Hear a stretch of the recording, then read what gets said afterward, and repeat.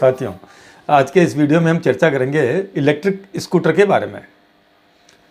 सबसे पहले तो उन सभी लोगों को बधाई जिन्होंने इलेक्ट्रिक स्कूटर परचेज कर लिया है, और उन लोगों को अग्रिम बधाई जो इलेक्ट्रिक स्कूटर खरीदने का प्लान बनाए हुए हैं। तो कुछ विशेष सावधानी हमें इलेक्ट्रिक स्कूटर के बारे में बरतनी होती है। सबसे पहली बात तो इलेक्ट्रिक स्कूटर का जो हार्ट है, दिल है, वो उसकी बैटरी है। इसलिए बैटरी की प्रॉपर मेंटेनेंस ज़रूरी है। यहाँ एक हिदायत मैं देना चाहूँगा कि हर स्कूटर के साथ एक चार्जर आता है बैटरी चार्ज करने के लिए। केवल वही चार्जर काम में लें जो कंपनी ने आपको प्रोवाइड किया है। किसी अड़ोसी पड़ोसी से या किसी दूसरे के स्कूटर का आप चार्जर कतई काम में नहीं लें, क्योंकि हर बैटरी की उसकी क्षमता के अनुरूप कंपनी चार्जर प्रोवाइड करती है। इसलिए सबसे पहले सावधानी ये है।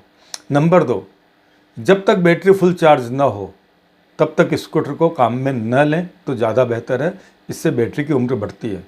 यूँ स्कूटर की बैटरी को चार्ज होने में, जिनमें लिथियम बैटरी होती है, उसमें 80% बैटरी तो 2 से 3 घंटे में चार्ज हो जाती है। बाकी की जो 20% बैटरी बचती है उसमें फिर 2-3 घंटे लगने की संभावना रहती है। इसलिए बेहतर यही है कि यदि बहुत अधिक आवश्यक ना हो तो आप बैटरी को फुल चार्ज करें। फुल चार्ज करने में ही बैटरी की लाइफ सुरक्षित रहती है, और उसी के बाद उसको प्रयोग करें। बैटरी को चार्ज करते ही उसे तत्काल स्कूटर को लेकर नहीं निकले। बैटरी को न्यूट्रल होने दें। इसके लिए आप 15 से 30 मिनट का समय उस बैटरी को दें।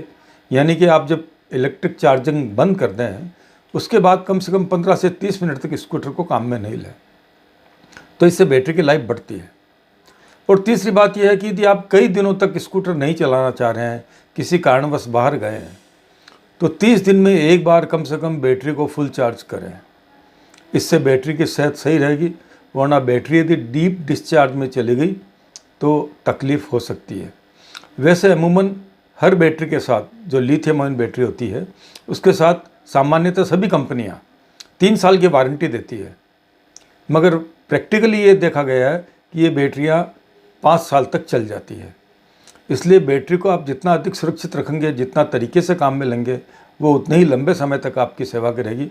इसलिए आप बैटरी का विशेष रूप से ध्यान रखें। अब मैं बात करता हूँ टायर प्रेशर की। साथियों, मौसम के हिसाब से टायर के प्रेशर में बदलाव होता रहता है।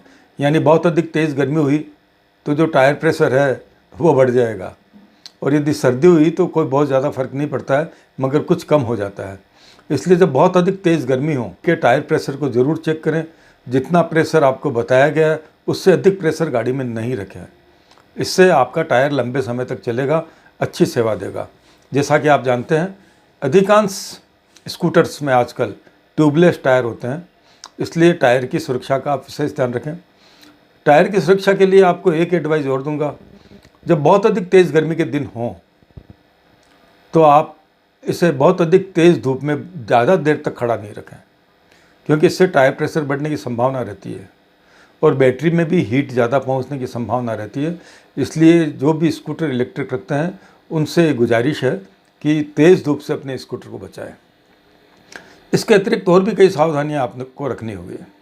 जैसे सामान्यतः हम स्कूटर को प्रेशर वाश से धोते हैं, मगर इलेक्ट्रिक स्कूटर को कतई भी प्रेशर वाश से न धोएं, क्योंकि इसमें वायरिंग का काम ज़्यादा होता है। क्योंकि इलेक्ट्रिक है इसलिए इसमें वायरिंग का बहुत बड़ा रोल होता है, और जब यदि आप प्रेशर से डालते हैं इस पर पानी तो वायरिंग को डैमेज होने का डर रहता है। ऐसी स्थिति में एक नई समस्या पैदा हो जाएगी।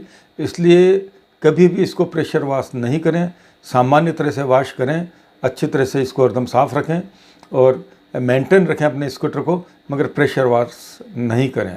और साथ ही एक बात और बतला दूं, जब बहुत अधिक तेज़ बारिश हो तो स्कूटर लेकर नहीं निकले। इलेक्ट्रिक स्कूटर बहुत अधिक तेज़ बारिश में नहीं चलाएं।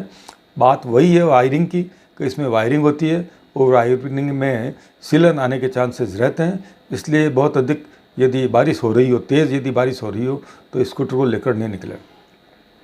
एक बात और, सामान्यतः जो स्कूटर, कुछ यदि अपवादों को छोड़ दिया जाए तो इलेक्ट्रिक स्कूटर में हब मोटर होती है। हब मोटर का मतलब है पिछले पहिए में मोटर लगी होती है।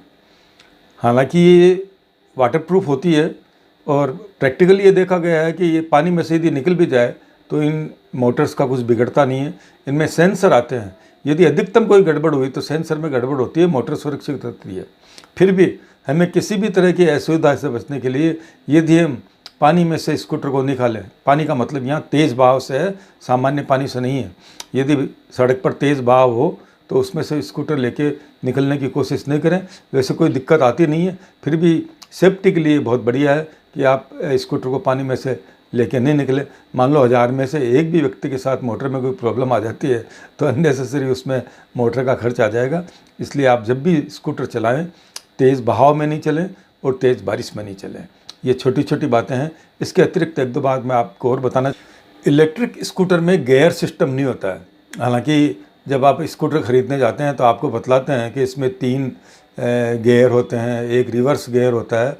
ये गियर नहीं है, ये मोड है, फर्स्ट, सेकंड और थर्ड मोड और एक रिवर्स। किसी किसी स्कूटर में सीधा चलाने के लिए रिवर्स गियर तो एक ही होता है, मगर फ्रंट में चलने के लिए 4 मोड तक होते हैं, जिससे एक को टर्बो मोड बोलते हैं। तो ये जब हम किसी वाहन को ओवरटेक कर रहे हैं और होते हैं, जब हमें स्पीड बढ़ाने की आवश्यकता होती है तो इस टर्बो मोड को भी काम में लेते हैं।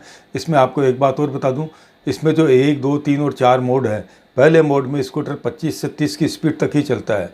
इससे यदि आपको तेज़ चलाना हो तो उसको सेकंड मोड में लाना होगा।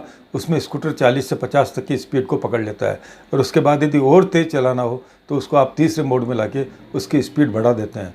इस मोड से क्या होता है कि पावर ज़्यादा मिलने लगता है स्कूटर को, मोटर को ज़्यादा पावर मिलता है बैटरी से, इसलिए वो अधिक तेज़ी से काम करती है। मगर यहाँ ये भी मैं स्पष्ट कर देना चाहता हूँ कि जो एवरेज आपको इको मोड में यानी पहले मोड में मिलेगा, वो यदि फाइनल मोड में आपने चलाई तीसरे या चौथे मोड में, तो आपका एवरेज कम हो जाएगा स्कूटर का।